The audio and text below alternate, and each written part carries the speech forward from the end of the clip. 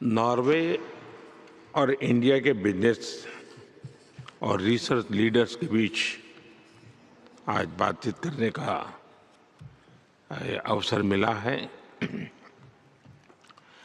इस समिट के भव्य आयोजन के लिए मैं नॉर्वे के प्रधानमंत्री का हृदय से आभार व्यक्त करता हूं। आज नॉर्वे और भारत के बिजनेस और रिसर्च कम्युनिटी के बीच होना ये मेरे लिए बहुत खुशी की बात है। कुछ साथियों को जो सुना, ये सुनकर ये विश्वास होता है कि हमारी पार्टनरशिप की नींव बहुत ही मजबूत है। ये केवल संभावनाओं की नहीं, ये एक प्रूवन पार्टनरशिप है। आज जब फूड, फ्यूल और फर्टिलाइजर सिक्योरिटी एक प्रकार से ग्लोबल चैलेंज बन गई है, तो भारत और नॉर्वे इनका मिलकर समाधान कर रहे हैं। चाहे वो ऑर्कलो का भारत के फूड सेक्टर में निवेश हो, इक्विनोर से भारत को एलपीजी और एलएनजी सप्लाई की बात हो, या यारा का भारत के फर्टिलाइजर क्षेत्र में योगदान। मुझे बहुत खुशी है कि आप में से कई सीईओज भारत के वाइब्रेंट गुजरात और अन्य इन्वेस्टर समिट में भी बड़े उत्साह के साथ हमेशा भाग लेते रहे हैं। अब हमें इस पार्टनरशिप को, इसकी इंटेंसिटी बढ़ाकर इसे न्यू फ्रंटियर की ओर ले जाना चाहिए। और हमें अब एक एक कदम से चलने से कोई बात बनने वाली नहीं है। हमें जरा गति भी बढ़ानी होगी और लक्ष्य भी बहुत ऊंचे तय करने होंगे। फ्रेंड्स, मैं आप में से जो साथी भारत से जुड़े हुए हैं और यहाँ जो भारत के साथियों से आपसे बातचीत होगी, मैं समझता हूँ कि इससे बढ़िया कोई समय नहीं हो सकता है। आज एक ऐसा समय है जिसका सही समय पर सही उपयोग का एक अवसर है। अक्टूबर 2025 में हमने यूरोपियन फ्री ट्रेड एसोसिएशन के साथ trade and economic partnership agreement यानी टेपा लागू किया। ये यूनिक और स्पेशल एग्रीमेंट हमारे बीच टैलेंट, टेक्नोलॉजी और म्यूचुअल ट्रस्ट का एग्रीमेंट है। इसी एग्रीमेंट के माध्यम से एप्टा कंट्रीज से भारत में अगले 15 वर्षों में $100 बिलियन इन्वेस्टमेंट और 1 मिलियन जॉब्स क्रिएट करने का लक्ष्य है। ये एम्बिशियस टारगेट है, लेकिन अचीवेबल है। और भारत में आपके इन्वेस्टमेंट को आउटकम्स में बदलना, मैं आज आपको विश्वास से कहता हूं, यह हमारी गारंटी है। फ्रेंड्स, मैं 2 सेक्टर का उल्लेख करूंगा जो आपके लिए बहुत उपयोगी हो सकते हैं। भारत की rapidly growing middle class nutrition और हेल्थ सेक्टर में मेजर डिमांड क्रिएट कर रही है। नॉर्वे की फूड, फिशरीज और हेल्थ केयर कंपनीज इस डिमांड को पूरा करने में भारत के मजबूत पार्टनर्स बन सकते हैं।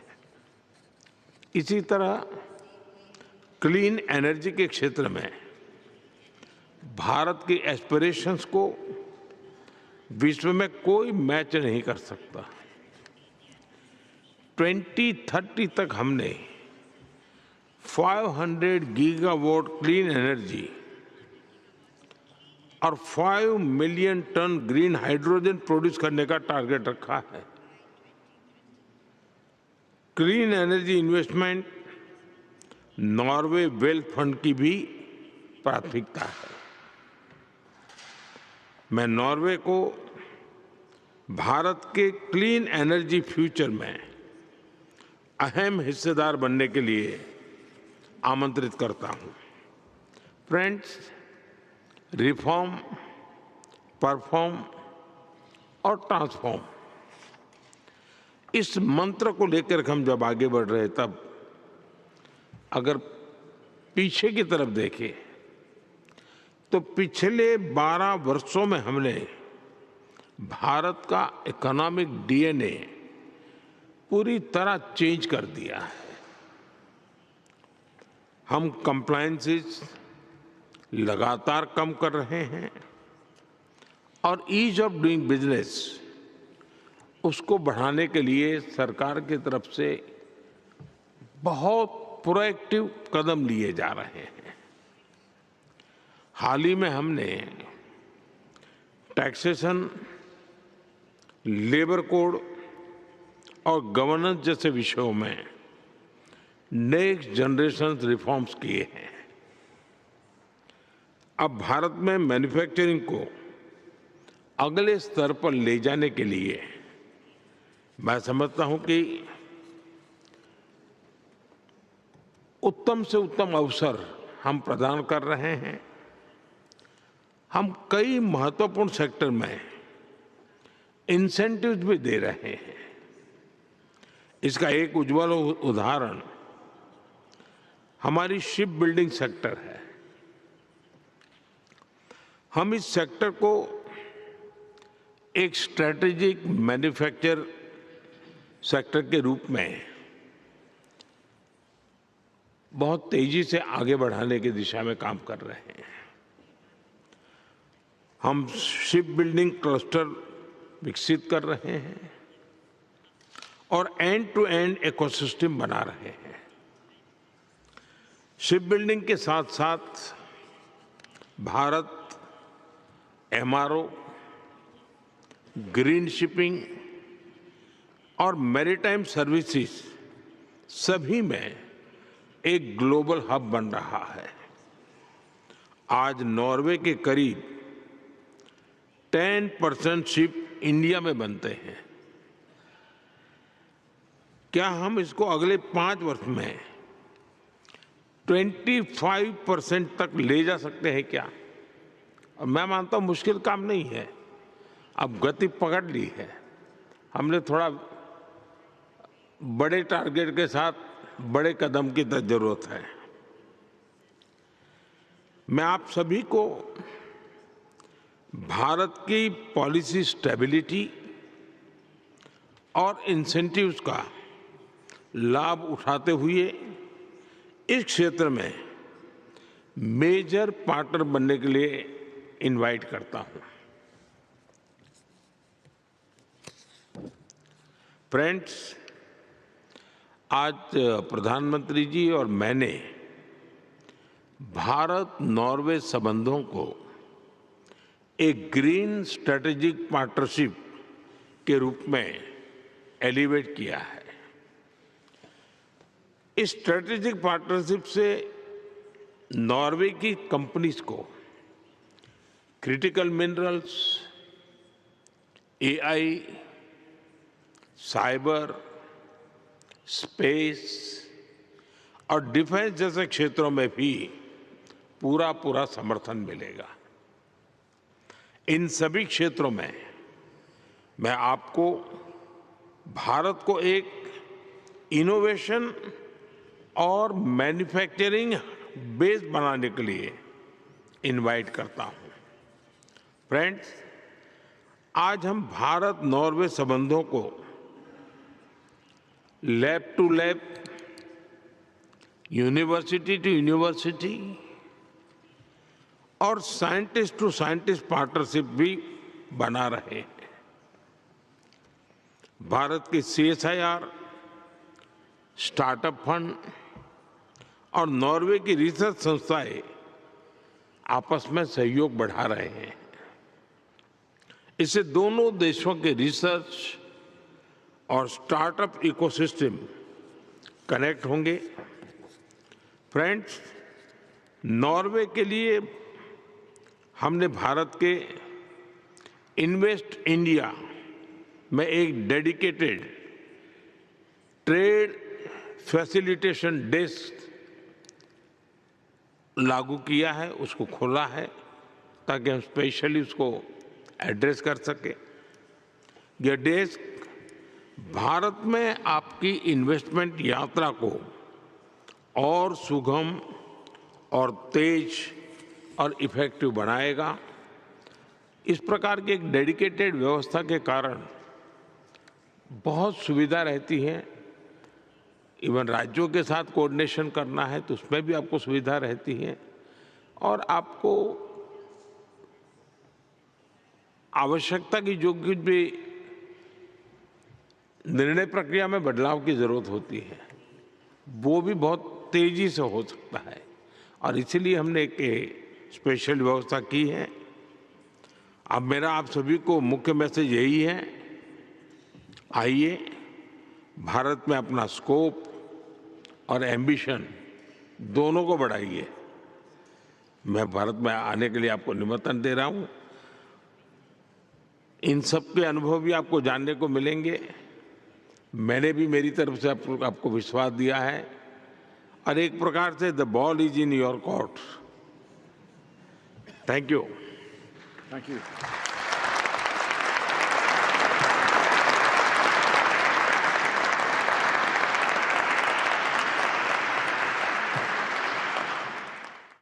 Let me try to make a few reflections. In the end, I would also like to commend the embassies, important bridges between our countries, also Innovation Norway, doing an important work from the Norwegian side. One thing that I have discussed with Prime Minister Modi today is the fact that countries who believe in a rule-based order, which is not static, it is always developing and kind of responding to what is happening around, but countries who believe to certain standards and certain stability in trade and geopolitics and how countries deal with each other, they have to move closer together, because there are outside there in the global community key players who are, what I would say, weaponizing certain key chains, weaponizing to some extent diplomacy, trade, value chains, critical rare materials. And in that perspective, I believe that countries who normally have had a normal state-to-state relationship have to think through how this world operates and potentially move closer. And what I appreciate with this visit, Prime Minister, to Norway, what we have concluded today, numerous agreements, many of the key players from the Norwegian sides are now engaged. The Norwegian government is very much committed to follow up that and deepen also the political contacts. We have a Nordic-Indian summit tomorrow. We are one of 5 Nordic countries. We are small in population, but we have a long coast, as I have discussed. I think this is the only thing in Norway which is larger than in India. We have a longer coastline, but we have to use our advantages where we have them. So I think that supply chains vulnerabilities become more visible with disruptions ranging from pandemics to war and geopolitical fragmentation. So when Norway is reaching out, as we say, to hedge our security, we do that with our Nordic partners, with key European partners, but I state today to you, we also do it with India.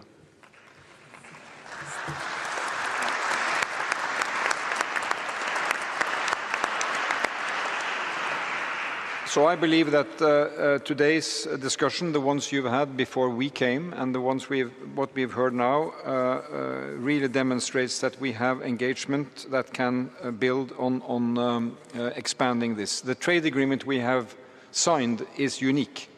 We have never made that kind of commitment in terms of expanding our investment, creating 1 million jobs in India over time.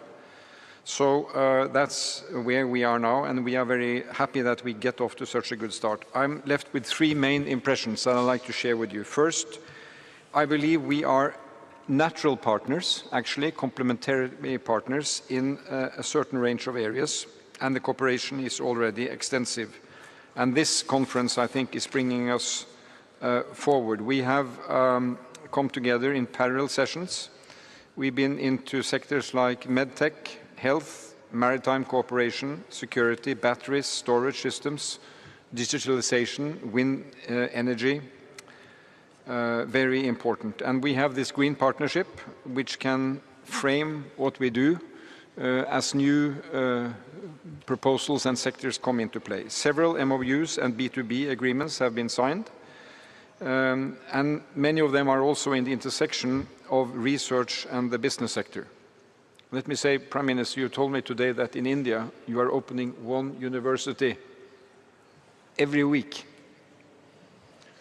So, you know, we have something to put our ambitions in. So I'm pleased to see that many of these agreements are focused on very result-oriented scientific cooperation, and that is good. That's the first impression. The second one is that this cooperation will create value and jobs in both countries. We have certain ambitions to contribute in India, but it's important for me to say also to the Norwegian public that this will also help the job solidity and creation in Norway. We work together to reduce emissions, improve healthcare, and contribute to supply chains and security of transactions. And third is, of course, the potential for further cooperation. So we don't draw a final line here. I think that the Trade and Economic Partnership Agreement is an open door, and we now have enough contact points across this table that we wish to see expanded by future visits, future interchanges, to add new value to this. So, colleagues, I think that as we observe the world, the principle of free trade is being tested. I think we believe in it, but it is hard. I know that India played, together with Norway, a constructive role at the last WTO meeting, trying to keep the rule-based system at least floating. But we have to put trust into cooperation, science, and higher education. And by working together in research, higher education, sharing technological advantage, some competition in between, we can really move forward. Business and research can go hand in hand. So with this, Prime Minister, honorable guests, thank you.